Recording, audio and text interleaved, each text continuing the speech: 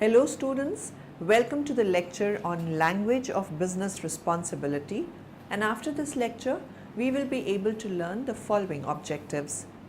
Explain the concept of corporate social responsibility, define the arguments for and against social responsibility, discuss about employees' employer rights and responsibilities, understand employment discrimination, explain the Indianism and Indian management. Let us begin with a brief introduction. Changing workforce demographics may pose challenges for small businesses. Some experts believe that businesses face increased rates of younger and older workers as workers in the middle age range decline. Managers may experience increased training and compensation costs for younger and older workers respectively, which affects solvency and profitability. A growing international labor force is another factor that may affect companies. Changing demographics have a direct impact on business models and strategies. Demographers have presented a compelling case. The 21st century workforce is and increasingly will be different from the workforce of the last century. One important change is the aging of the workforce, a trend expected to continue for several decades. So what could be the possible concept of corporate responsibility? Ever thought of it? Let us discuss. The emerging concept of corporate social responsibility, CSR, goes beyond charity and requires the company to act beyond its legal obligations and to integrate its social, environmental, and ethical concerns into company's business process. Business has today emerged as one of the most powerful institutions on the earth. Some of the biggest companies in the world are in fact bigger in size than some of the developing countries of the world.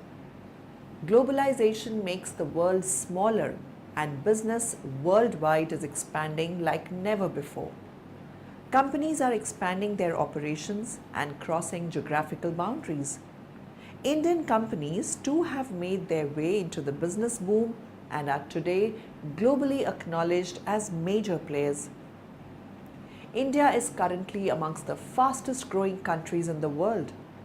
The globalization and liberalization of the Indian economy has helped in stepping up growth rates.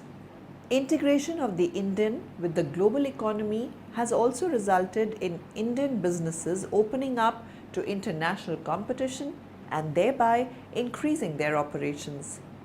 In the current scheme of things, business enterprises are no longer expected to play their traditional role of mere profit-making enterprises.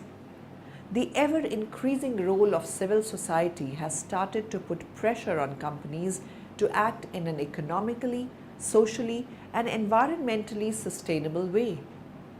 The companies are facing increased pressure for transparency and accountability being placed on them by their employees, customers, shareholders, media, and civil society.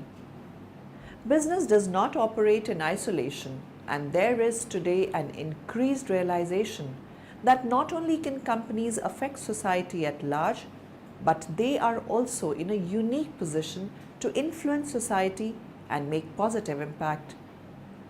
Responsibility defines CSR as achieving commercial success in ways that honor ethical values and respect people, communities, and the environment.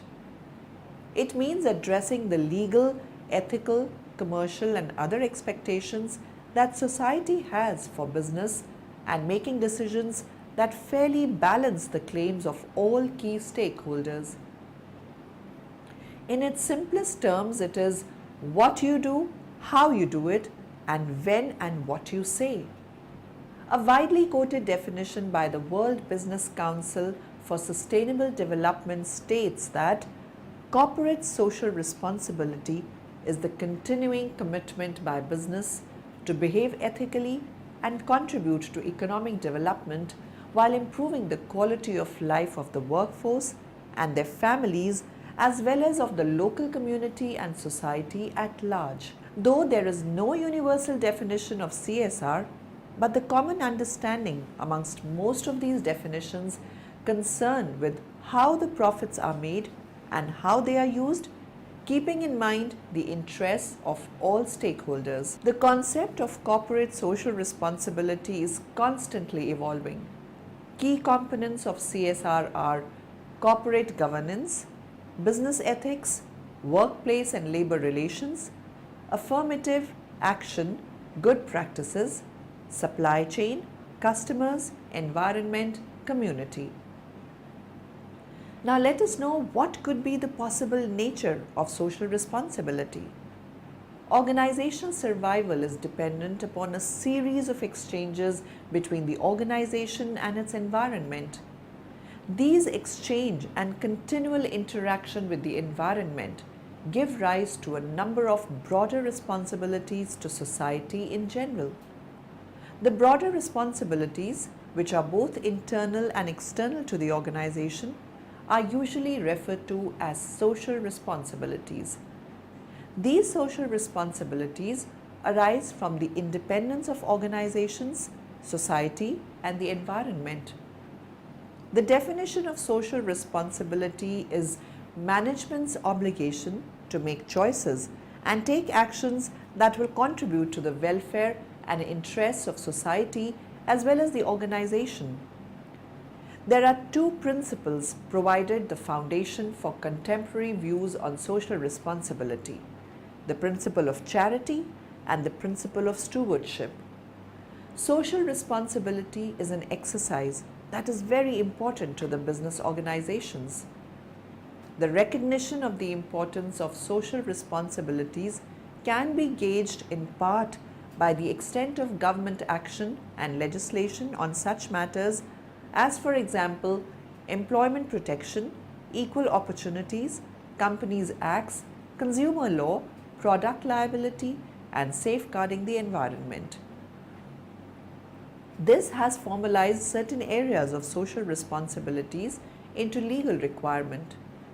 Social responsibility is both an issue of obedience to the law and of ethics. There are at least three major contrasting views of social responsibility: the profit concept, the stakeholder concept, and social responsibility concept. The activity of social responsibility is benefit for both social and business organization. The arguments for and against business social responsibility exists. There are several reasons of agreement of the activity. The importance of social responsibility are: best interest of business to promote and improve the communities, organizations as members of society have a moral obligation to help society deal with its problems and to contribute to its welfare. It is the ethical thing to do by the business organizations.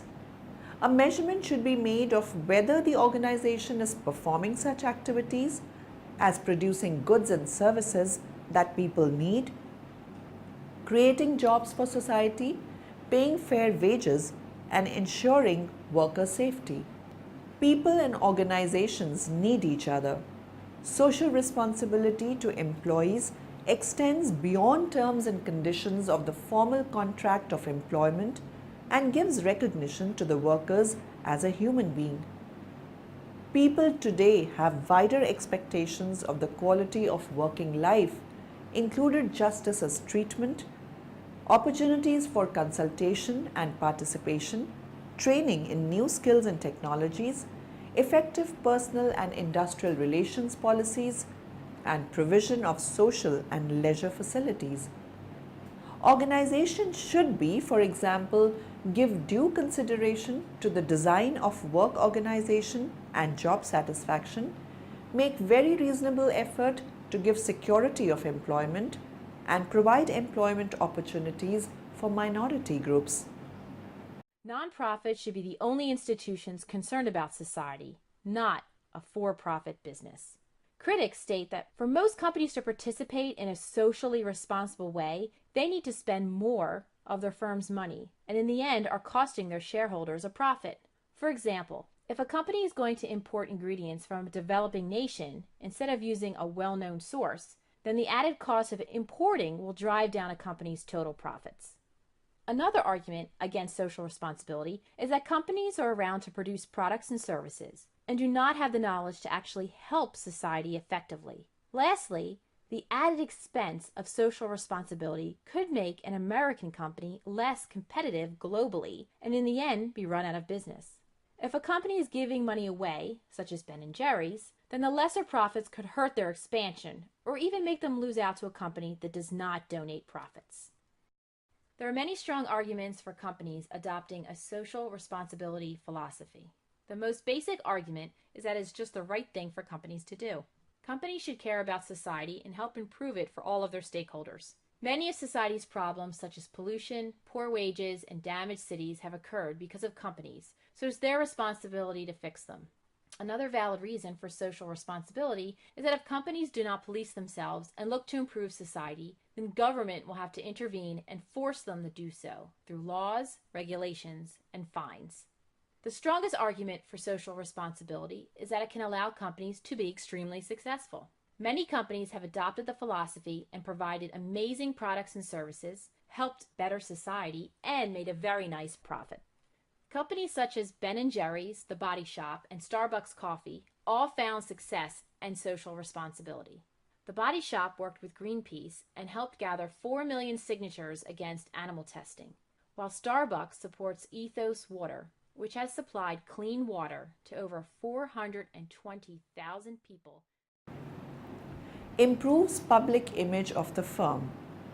To many people, responsibilities to consumers may be seen as no more than a natural outcome of good business.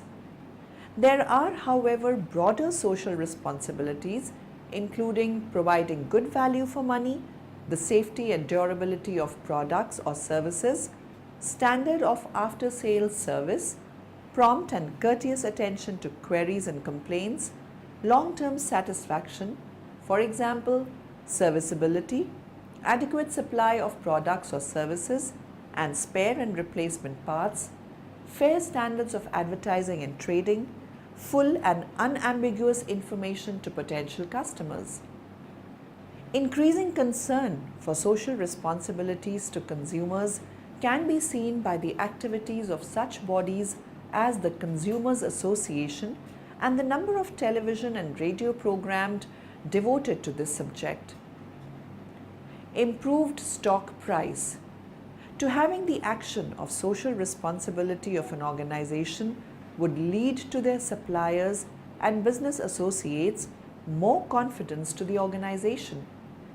The examples of social responsibility might include fair standards of trading, honoring terms and conditions of purchase or sale, and settlement dates, for example, payment of accounts, assistance to smaller organizations, engagement only in fair competition, respect for copyright and patents. By doing that, the other organizations would view the company as less risky. This is in the stockholders' best interest. It will improve the price of stock in the long run because the stock market will view the company as less risky and open to public attack. So it would reduce the cost of the production of the company. Therefore, award it a high price-earnings ratio. Solving social problems. Organizations have a responsibility not to misuse the scarce factors of production upon which the wealth of the country depends. Organizations have a responsibility to society to respect environmental considerations and take care of amenities. For example, the effects and potential dangers of pollution, noise, disposal of waste, the siting and appearance of new buildings, transportation policies such as the routing of heavy vehicles through narrow village roads and avoidance of excessive packaging and more use of biodegradable materials.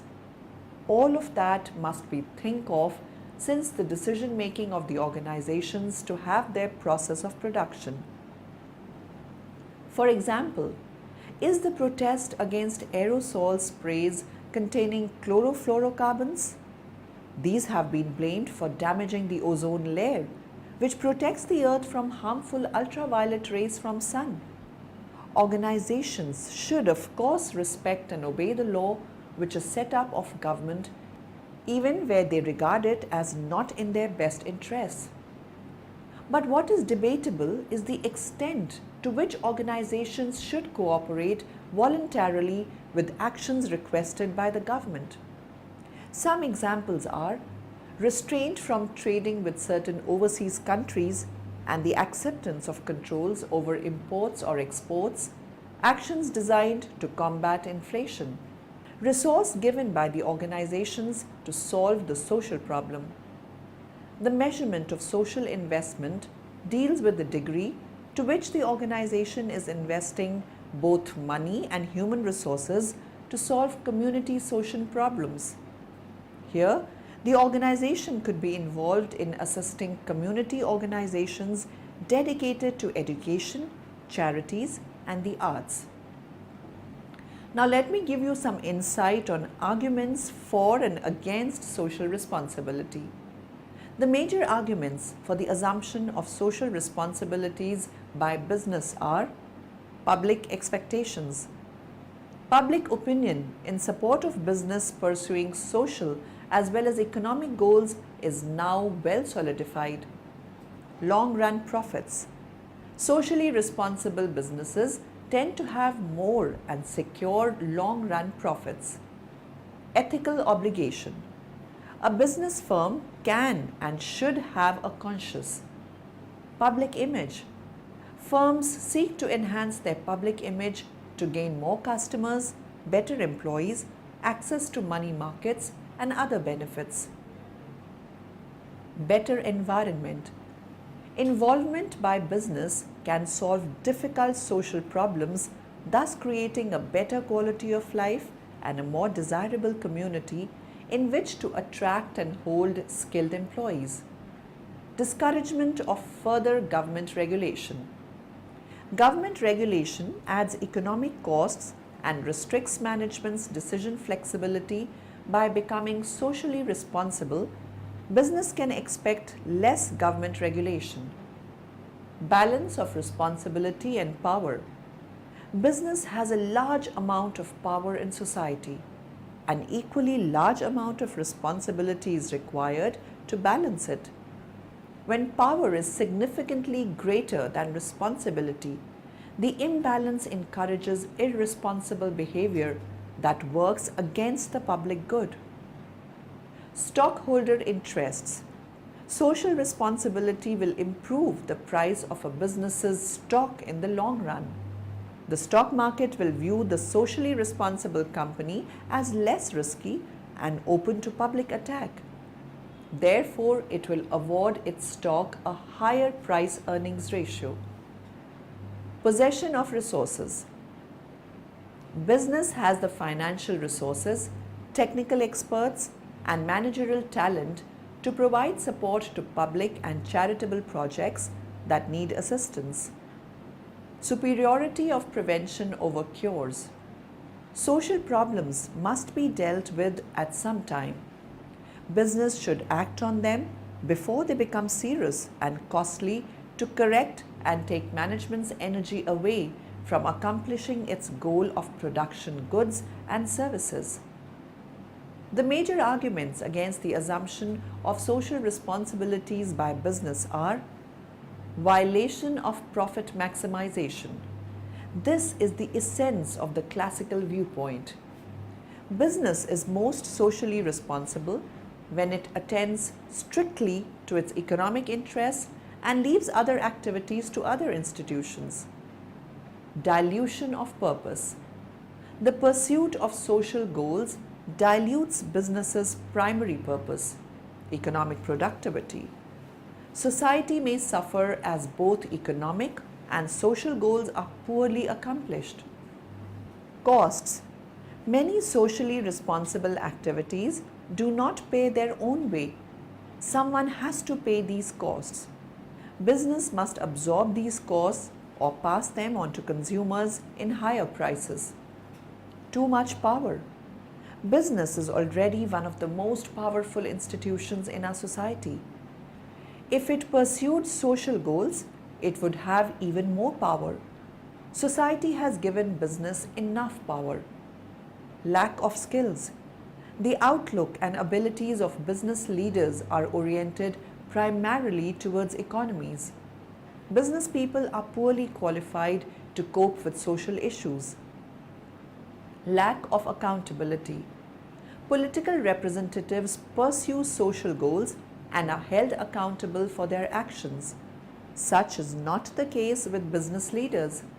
There are no direct lines of social accountability from the business sector to the public. Lack of broad public support. There is no broad mandate from society for business to become involved in social issues. The public is divided on the issue. In fact, it is a topic that usually generates a heated debate. As an employer, it is responsibility of employer to ensure all the employees receive certain basic employment rights. Although some industries require employers to meet different requirements, the list below is the minimum entitlement all employees must receive. The full contract does not have to be in writing. Certain terms and conditions of employment must be stated in writing within 2 months of the employee starting employment. These would typically include the method of calculating pay and whether or not there is a sick pay scheme in operation. For fixed-term employees, it would also include in what circumstances their employment will come to an end. An employee wants a job to give them the means to provide for the everyday needs of life. These may be obvious things like food, clothing, and shelter, but might also include friendship, support, a feeling of belonging, and personal satisfaction. Employers take on employees to do a job. That job may be providing some form of service, or it could be a contribution to the actual production of a good. Employers therefore expect the employee to do the job they are employed for to the best of their ability and in return pay them a wage or salary for the work they do. Because we are dealing with human beings, there can be many complications to this seemingly simple relationship. Complications can come in the form of discrimination, relationships, prejudices, stereotypes, poor communication, misunderstandings, misformation, differing aims and objectives, and plain ignorance. As a result of these human problems, there is a wealth of legislation designed to protect employees from such problems, but which also impress on employees that they too have responsibilities which cannot be ignored. Can you guess in which article is the prohibition of discrimination on grounds of religion, race, caste, sex, or place of birth in our Constitution is given? Article 15. Prohibition of discrimination on grounds of religion, race, caste, sex, or place of birth. Employment discrimination occurs whenever an employer or its representatives adversely single out employees or applicants on the basis of age, race, gender, sexual orientation, disability, religion, and a variety of other reasons included in the law. According to Equal Employment Opportunity Commission, EEOC, employers cannot discriminate against you in any aspect of employment, such as hiring and firing, compensation, assignment, or classification of employees, transfer, promotion, layoff or recall, job advertisements, recruitment, testing, use of company facilities, training and apprenticeship programs, fringe benefits, pay, retirement plans, and disability leave. But to be illegal discrimination, your employer must be in violation of a specific state or federal law, statute, regulation, or constitutional provision. Otherwise, you are not generally protected from discrimination, however unfair or unethical it may seem. Coming to our Indian context, let us be a proud Indian and study about our Indianism and Indian management. Indianism means using Indian civilization experience and intellectual traditions to develop more relevant knowledge base and culturally relevant theories. Intellectual tradition is very vast. Certain broad streams of thought can be identified and viewed as mini paradigms which would serve as a basis for developing new ideas in the fields of relevant theories, social, management and development. 9 major different Indian intellectual traditions have been identified which provide a number of concepts, frameworks and ideas to the world of management. Each tradition may differ depending upon the assumptions about the nature of man and his interrelationship with state, society and ecosystem which have created implications for administrators, managers. Indian intellectual traditions are Arthashastra, Vedantic psycho-spiritual, Liberation from oppression, Lifo, Sharman, Sayadvada, multiple perspective, Gandhian, communism, confluencism, cultural nationalism, Osho. Now in the end, let us summarize what we have learnt in this lecture. Integration of the Indian with the global economy has also resulted in Indian businesses opening up to international competition and thereby increasing their operations. The business process of the company is not just limited to the operations internal to the company, but to the entire supply chain involved in goods and services. India's labor laws are overlapping, potentially inconsistent and cumbersome, with more than 45 pieces of relevant legislation. Welfare work in its accepted parlance means voluntary effort of employers to improve the conditions of their employees. The measurement of social investment deals with the degree to which the organization is investing both money and human resources to solve community social problems. Organizations have a responsibility not to misuse the scarce factors of production upon which the wealth of the country depends.